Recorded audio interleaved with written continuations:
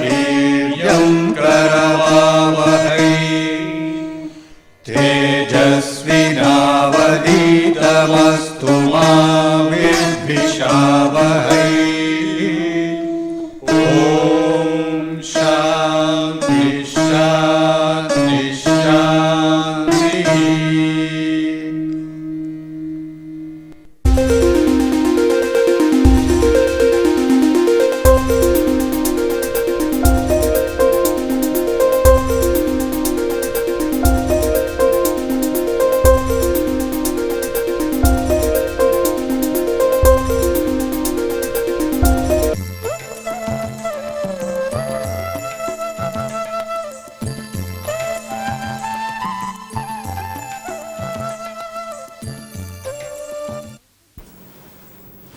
So, we have been discussing about the different processing steps used in fabricating a bipolar junction transistor in integrated circuit. We have started with an NPN transistor. We have seen how the isolation between the transistors have to be obtained either by junction isolation or by dielectric isolation. In dielectric isolation, you have also seen low cost as well as trench isolation, and then we have said that it can even be done by using selective epitaxy.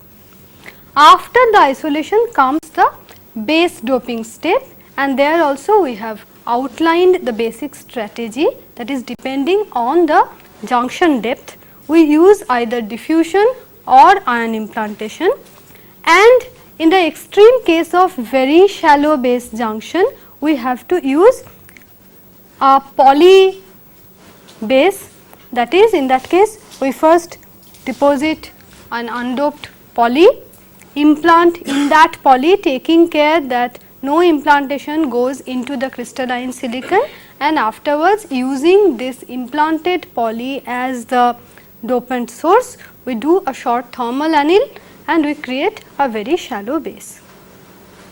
Now, please understand that this strategy is as far as the active base is concerned. Now, what do I mean by the active base? What I mean is simply this: I have this transistor,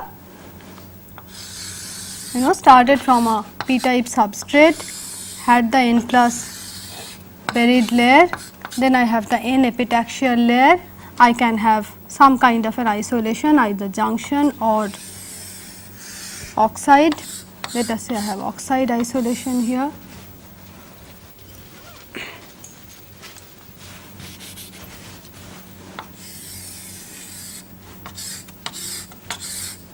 And then I have the p base region,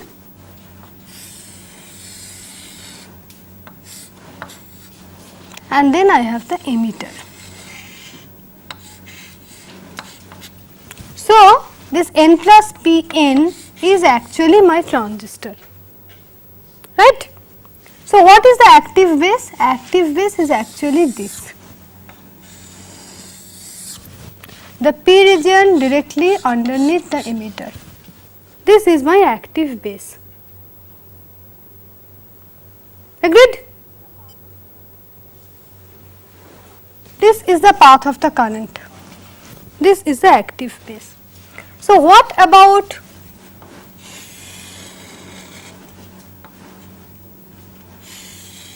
this portion of the base?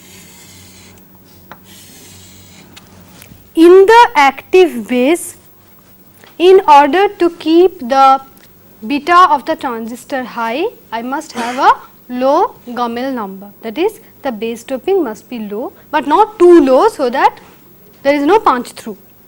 Okay. Keeping that in mind, I must keep the Gummel number as small as possible so as to have the high beta of the transistor. But what is the requirement in the rest of the portion, which is called the extrinsic base, right. So, we have active base and extrinsic base.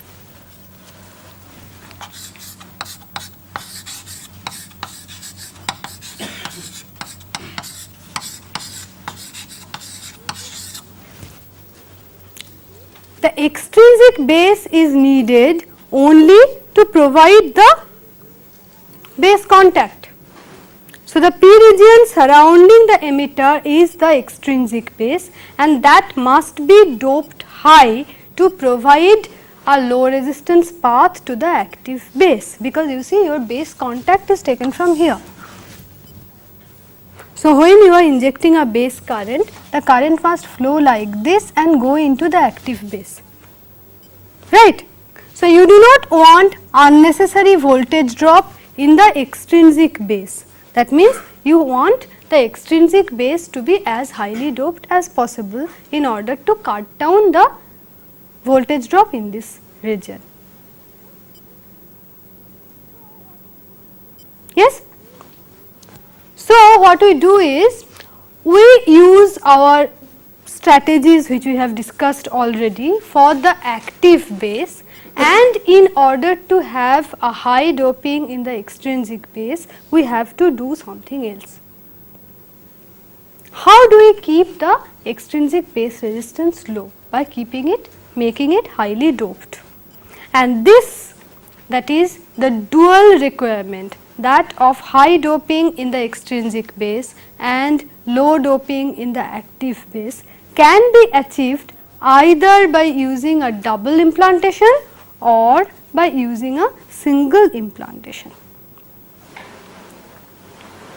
How? Let us see. Suppose what I am trying to plot is the doping concentration with the distance. Okay. Now, let us say I use an implantation like this for the base region, an implantation profile like this for the base region, okay. And let us say my emitter doping is going to be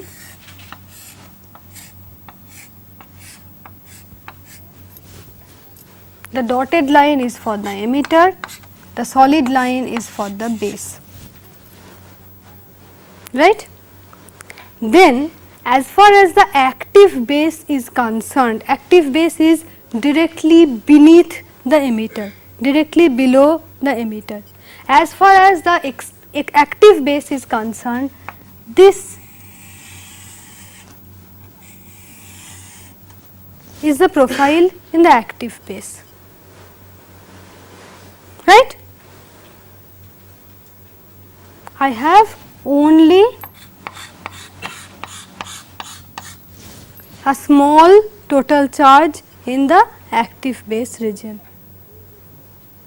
However, as far as the extrinsic base is concerned, I see a much higher total charge with higher surface concentration.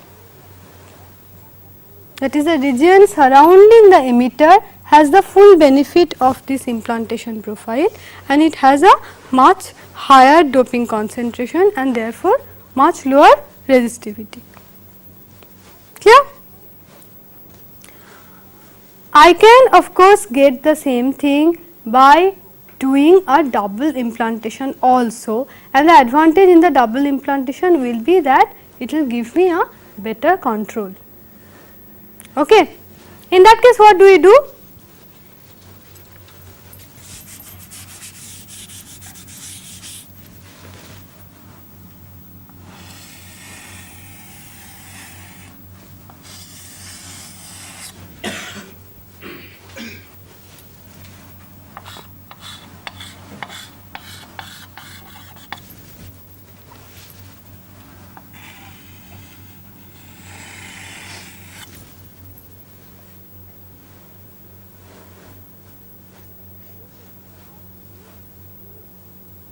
That is to say, I use two implantation for the base.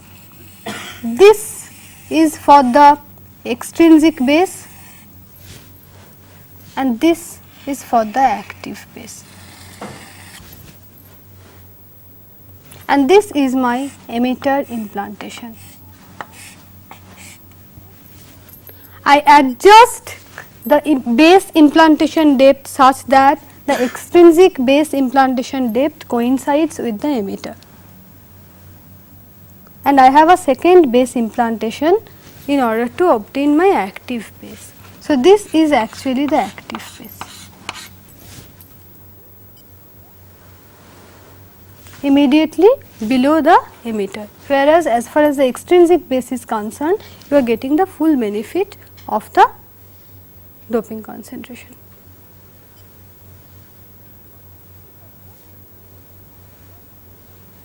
This of course will give you a better control over the base depth as well as over the base doping concentration.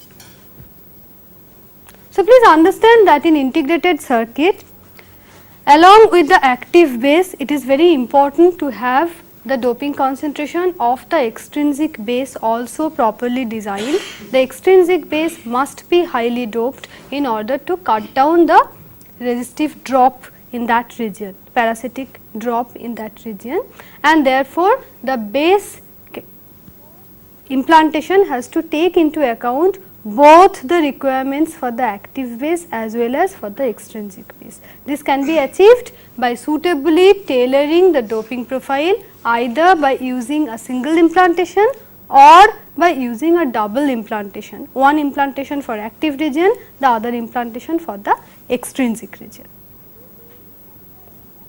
Okay. So, this is as far as the base doping is concerned. Next step is of course the emitter doping, and even in emitter doping we simply go by the junction depth requirements so as to decide whether we use diffusion or ion implantation to realize the emitter. And even in that case, you know, the same thumb rule holds good, that is, if the junction depth is greater than equal to 0.5 micron, you can do it either by diffusion or by ion implantation. For diffusion we mostly use phosphorus, okay, because you could use arsenic, but arsenic has out diffusion problem. So, the maximum surface concentration achievable is not as high as in case of phosphorus. So, mostly we use phosphorus, which also diffuse faster. If your junction depth is less than 0.5 micron, mostly we use implantation, and for implantation arsenic is preferred, implant arsenic. If your junction depth requirement is much less than 0.5 micron, then just like in case of base, even here you use a doped poly as the source, that is, on emitter you deposit poly, you implant N plus arsenic in it, and then from that you do a short thermal anneal to realize a very shallow emitter. Okay. For shallow junctions, obviously we prefer arsenic because arsenic has a lower diffusion coefficient, it will give you a shallower junction. Okay. Now, this is basically the NPN transistor with no special requirements. This is an NPN transistor with no specific requirements or specifications.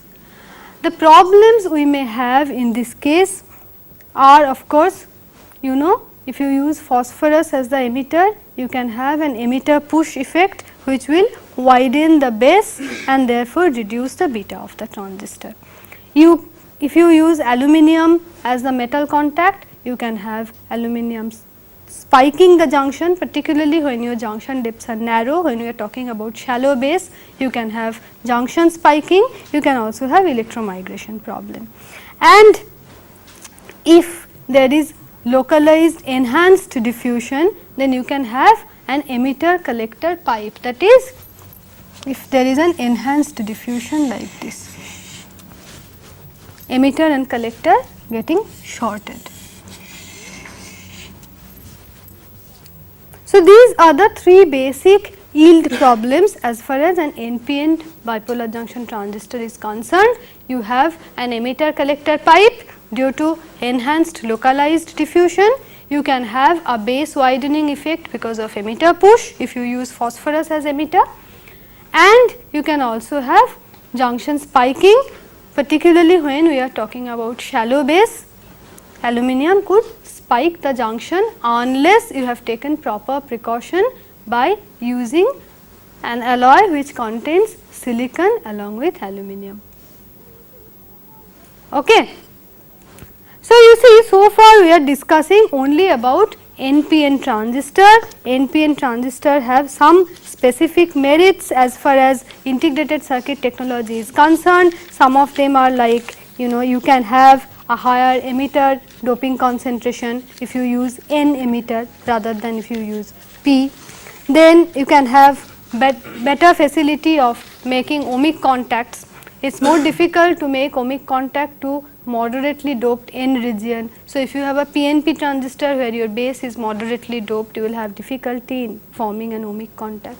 In NPN transistor there are no such problems, but still for some specific applications, particularly in case of analog devices, we use PNP transistors as well as NPN transistors. Okay. So, how does one fabricate a PNP transistor? Or more importantly, I have an already established NPN transistor process flow. So, how do I use this same process flow, add maybe 1 or 2 more steps and realize a PNP transistor in the same NPN transistor process flow? Okay. So, let us try to realize a PNP transistor in an NPN process flow.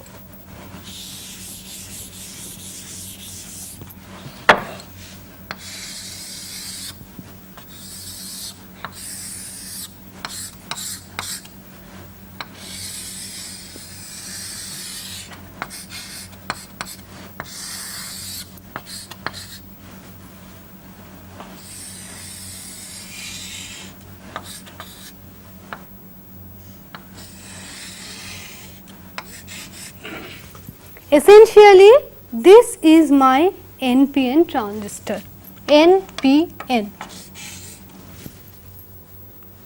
right. Keeping this basic process flow intact, if I want to realize a PNP transistor, I have 2 possibilities, 2 choices.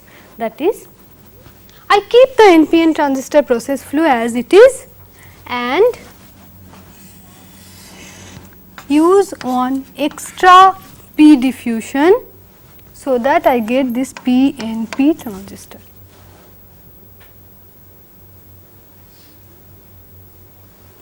This is easy to say, but very difficult to achieve. You see, realizing an NPN transistor by double diffusion process itself is quite tricky, because you are going to use 2 subsequent diffusions, one after another. One for the base of the NPN transistor, the other for the emitter of the NPN transistor. Now, the process we are talking about is a 3 diffusion process. You have another P diffusion, and notice, remember that diffusion means this is the highest surface concentration, then this, then this, then this.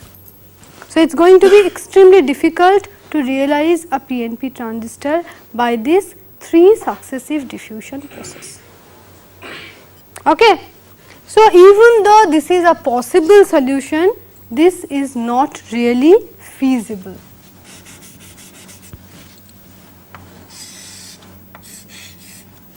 What is the other possibility? I could use this PNP transistor, that is, I could use the base collector substrate PNP transistor, base collector substrate PNP transistor, right. I have already one PNP transistor integrated in this NPN process flow. I could try to use this PNP transistor, that is, I am going to use the substrate as the collector of the PNP transistor.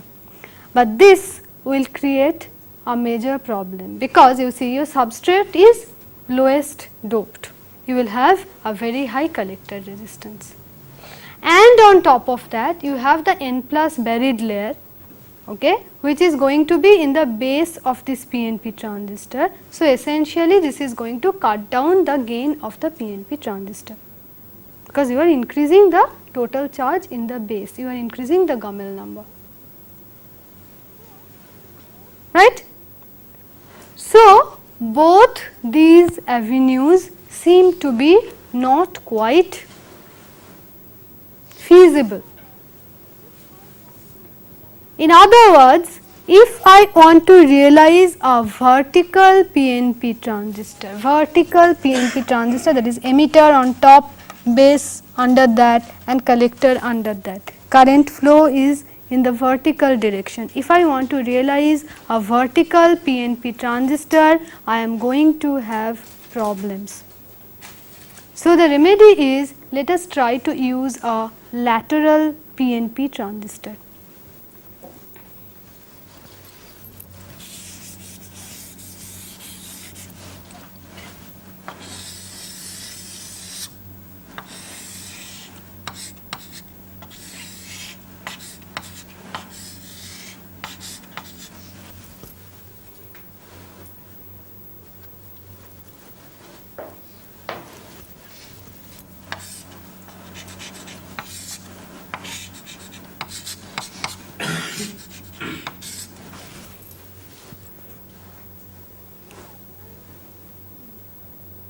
In a lateral PNP transistor, I have the emitter surrounded by the collectors and the current flow is, this is P, this is N, this is P, PNP transistor. So, the current flow is no longer in the vertical direction, it is in the lateral direction, and that is why this transistor is called a lateral PNP transistor. Okay. Now, look at this transistor very carefully. What do I have?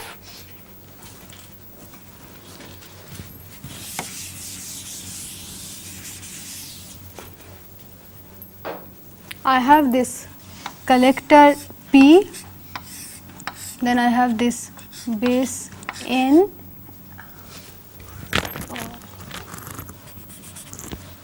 okay, let us say this is the emitter P and this is the collector P. Okay. Base is N, emitter is P, collector is P. Now, look that there is another PNP transistor also available in the same diagram. What is that PNP transistor? One is collector, base, substrate, emitter, base, substrate. In both cases the bases are common. So, I have this base,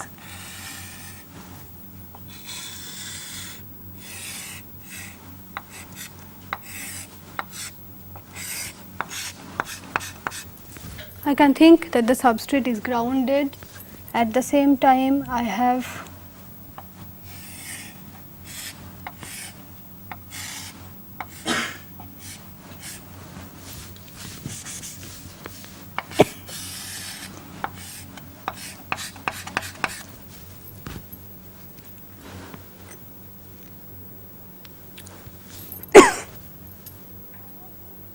right. I have this lateral PNP transistor as my main transistor. This is my main transistor PNP, but using the collector of this PNP transistor, the base of the PNP transistor and the substrate as the P, I can have another PNP transistor. Similarly, using the emitter, base and the substrate, I have another PNP transistor. All of them share the same base. Agreed? So, you see, every lateral PNP transistor is going to have two parasitic PNP transistors associated with this.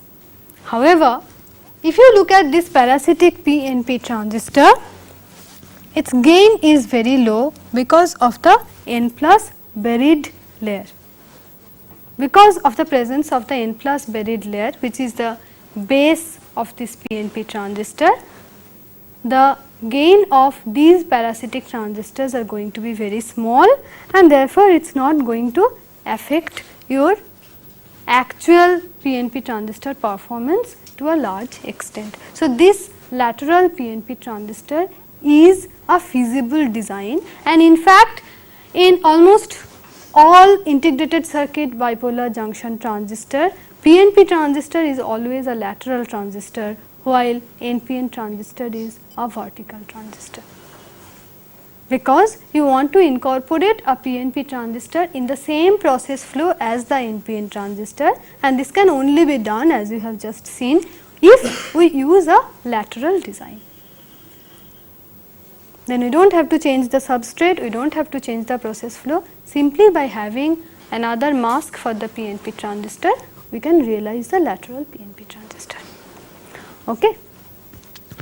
Now, even though PNP transistor is mostly used for analog circuits, we use PNP, or rather a combination of PNP and NPN transistor in digital logic design also, for a particular type of logic circuits called the I square L circuits.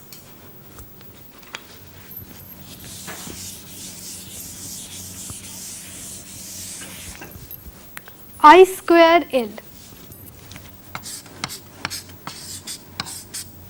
integrated injection logic, IIL, integrated injection logic, IIL commonly referred to as I square L circuits. Okay. And what I have here is the basic I square L circuit. Let us see how this circuit is going to perform. What do I have? I have a PNP transistor and an NPN transistor. This PNP transistor is being used as a current source, so injecting a current. So, from there comes the term injection logic. The same injection current is being given to all the blocks. Okay, I have one block here, this is one block, this is another block, this is another block, right? That is TA, and this PNP transistor is one block, TB and this injection logic is another block, TC and this injection current is another block. All the three blocks are identical. Do you see? Okay. Now, let us see how this circuit is going to perform. I have two inputs, X and Y. Let us say both X and Y are 0, are at logic level 0.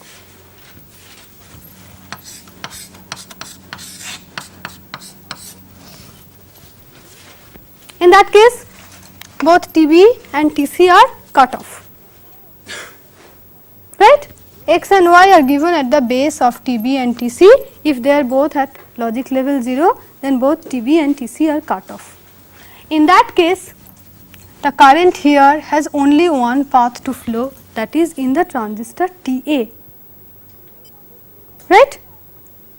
And then what is going to happen to the output voltage? What is the output voltage in that case? The output voltage is simply the base emitter drop of this forward biased diode. TA is an NPN transistor, right? So, this is only the base emitter drop of the forward biased diode. How much is that? 0.7 volts. So, when X is 0 and Y is 0, V output is 0.7.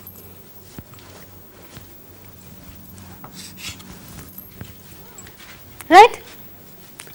Now, suppose X is 1, X is 1, Y is 0.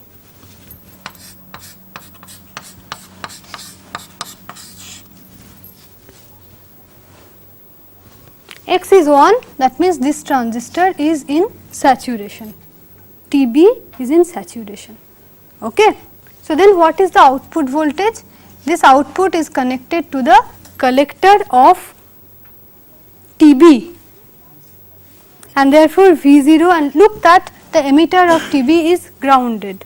So, actually V0 is nothing but the collector emitter voltage of a saturated transistor, of a transistor in saturation, or V0 is nothing but VCE sat. What is VCE sat?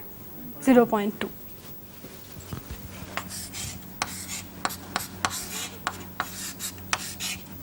Identical is the case if x is 0 but y is 1. In that case Tc will be in saturation and V0 will still be the collector emitter voltage of a transistor in saturation, Vc is at. And even when both x and y are 1,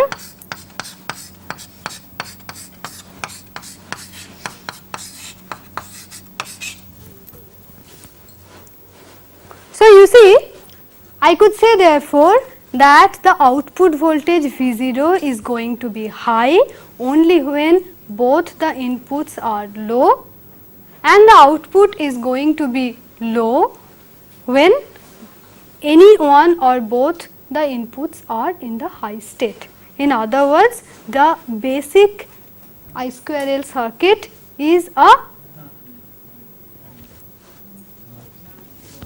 NOR gate. 0 0 it is 1, in all other cases it is going to be 0. So, this is basically a NOR gate. Okay. Now, there are several advantages of this I square L circuit. What are these advantages? The advantages are that first of all, it has very low power dissipation. Okay. It has low power dissipation.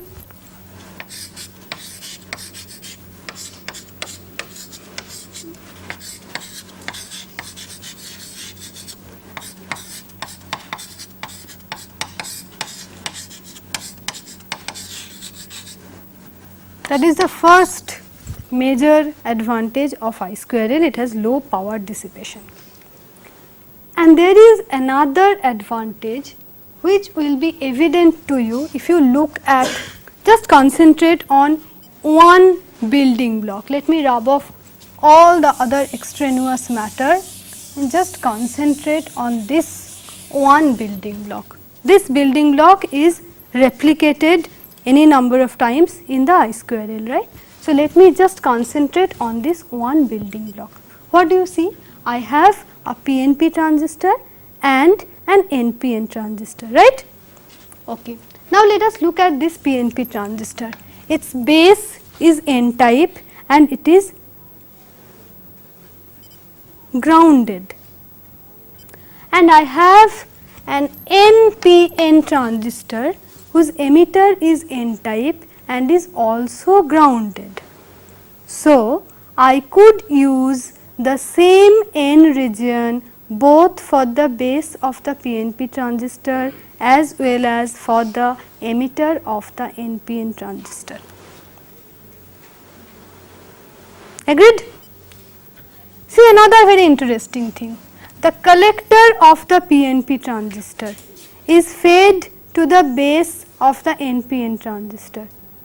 That is, the collector of the PNP transistor is shorted to the base of the NPN transistor. So, again I could use the same P region for the collector of the PNP transistor as well as for the base of the NPN transistor. In other words, these two transistors are going to share certain regions. These two transistors are not going to be two distinct entities, they are going to share certain regions, or in other words, these two transistors will be merged.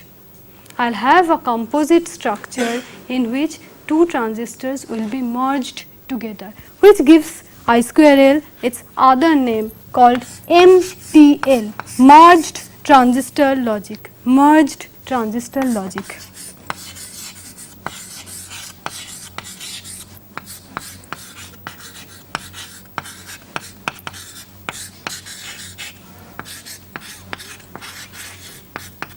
So, obviously, since these two transistors need not be unique entities, but they can share certain regions, packing density of I square L circuit is going to be very high. So, I have the second advantage, it has high packing density.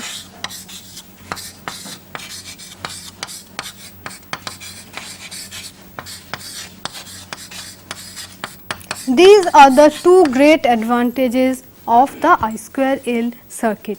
one is low power dissipation, the other is high packing density. Okay, now let us look at the basic I square L circuit from the technological point of view. I have started with a substrate called N on N plus, right, that is I have N plus as the bottom layer on which an N epitaxial layer is grown. I have used this N on N plus epitaxial substrate. Okay. Now, in this I have diffused two p regions,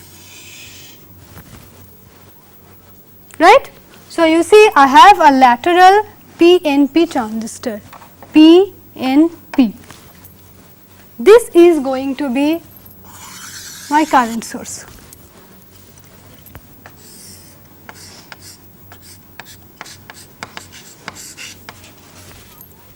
Okay. In the other P region, I have diffused multiple N plus regions. I have shown only two here, it could be multiple regions. Okay. So, now what is it? Let us see, this is a PNP transistor, okay. And you see this PNP transistor's base is shared with the emitter of the NPN transistor. So, this must be the emitter of the NPN transistor, which should be permanently grounded. Base of the PNP transistor as well as the emitter of the NPN transistor is permanently grounded. Okay. And you see the collector of this PNP transistor is also the base of the NPN transistor, and both purposes are being catered to by this P region. So, this is my PNP transistor and this is my NPN transistor. The interesting point here is that you find that these are the collectors of the NPN transistor and this is the emitter of the NPN transistor, which is actually the inverse of the NPN transistor designs we have done so far. In other words, the NPN transistor in this I square L is operating in the inverted mode, and that gives rise to the disadvantage in the I square L circuit, that is, since the NPN transistor is operating in inverted mode, you have low speed.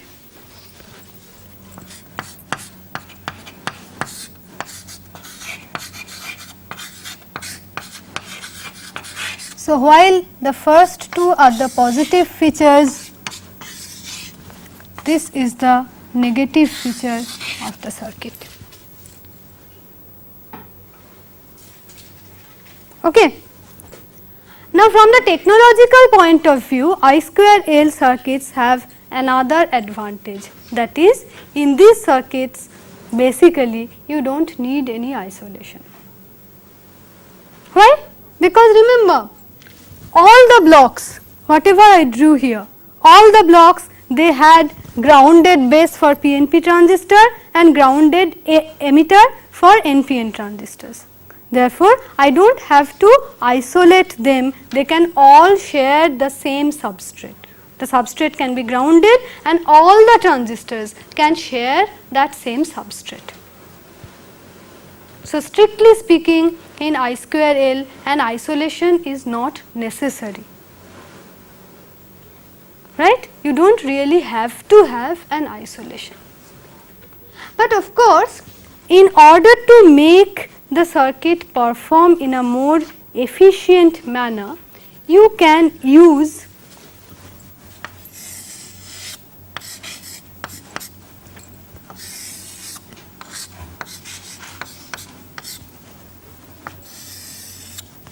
two N plus regions called the N plus collars on both sides of the P diffusion. Okay.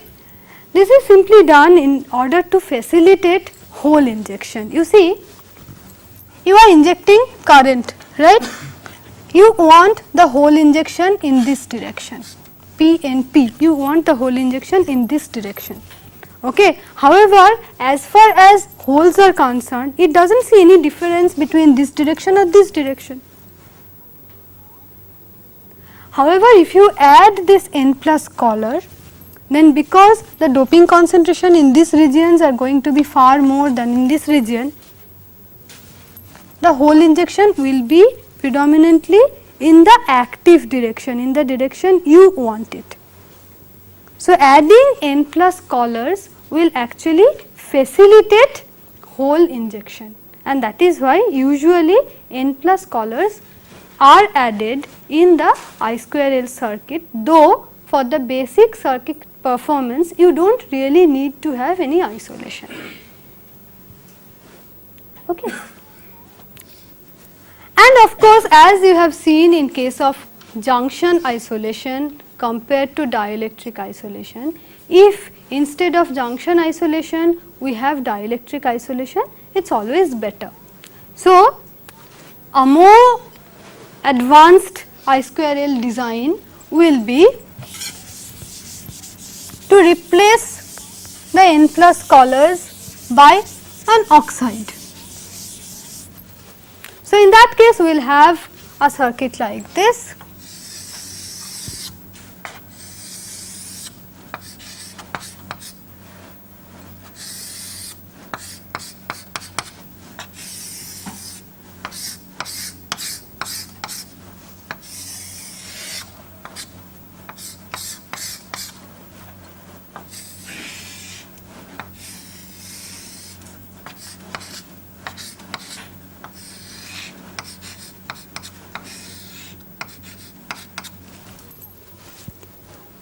Notice the advantage, I can have my P regions stacked against the oxide as well as my N regions stacked against the oxide. In this particular case, these N plus regions must be separated from the N plus collar, okay. But in this case I do not have any such requirement because I am using an insulator for the isolation, okay. If we look at the top view of these two I square L designs, that is one using N plus collar and the other using the oxide isolation, the difference will be clearer to you. Let us first talk about the top view of the mask, okay, where I use the N plus collar. I have, this is the active region and I have N plus collars surrounding this active region. This is my N plus collar, okay, right. And in this active region I have the consecutive PNP regions. So, this is my P, then this is my N, this is my P in which I have this N plus regions, right. Remember, I must have a contact here.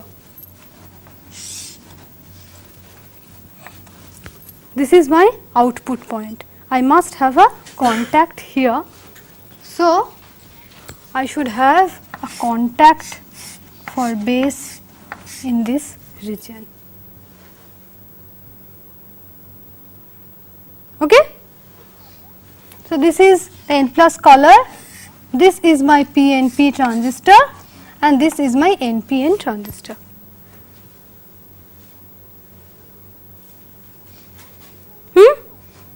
If I compare it with the oxide isolation case,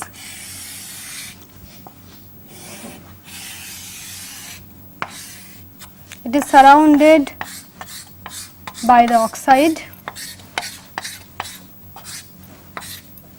and I have this P region here, this N region here.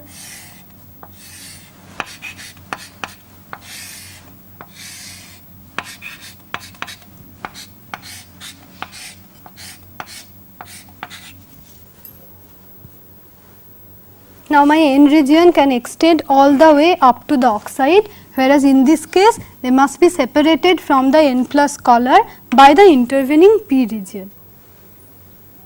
Do you understand the basic difference? Here I can stack the N plus layer directly against the oxide, but in this case I must have a separation from the N plus collar by this P region. So this is actually called the rails. On both sides the region that we have is called the rails.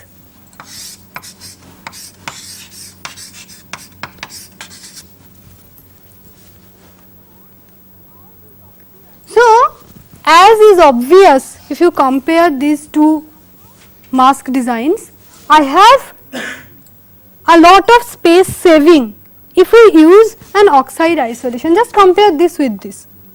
I can achieve the same using a much smaller region. See, finally everything is determined by your lithographic limitation. So it depends on how small an N plus region you can have. Here you must have a separation. Here you do not need to have a separation. Therefore, the dimensions of this can be much smaller than in this case. But even though space saving is a great advantage, the oxide isolation case does have a small problem. And what is that small problem? Look at the way the current flows from the base to this. I have to have multiple collector in the I square L. Multiple collector means I have so many fan outs. Okay. So the path of the current in this case is like this. Current can flow through the rails. I have P regions on both sides which are the rails, and the current can flow, go to the second collector, to the third collector through the rails. In this case, however, how will the current flow? From this base to this first collector it is not a problem. How about the second collector? It must flow underneath the first collector in order to reach the second collector, because I do not have any space on both sides for the current to flow, right. So here it is like this, in the next case it is going to be like this. The dotted line signifies that the current is flowing under the first collector in order to reach the second collector, and if I have a third collector, current has to flow underneath the first two collectors to reach the third collector. And whenever I have the current flowing underneath the collector, I am making it flow through a constricted region, and therefore the resistance in that path is going to be larger. So I will have unequal voltage drops, and which will lead to unequal drives. Remember, the multiple collectors actually represent the multiple fan outs. So different fan outs will receive different drives.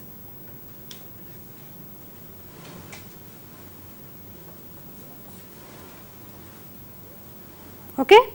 So this is the problem in the oxide isolation case. By removing this rails, which I thought was the unwanted region, by removing these additional P regions, we have indeed saved a lot of space, but in the process we are having unequal drives. So what is the solution? The solution is to have multiple base contacts.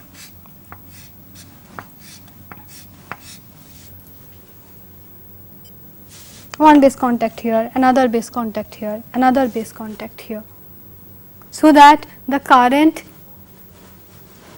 in all cases they flow through equal resistance paths. Okay? Instead of having one base contact, you have one contact here, one contact here, one contact here, all of them are tied together to have the carbon base.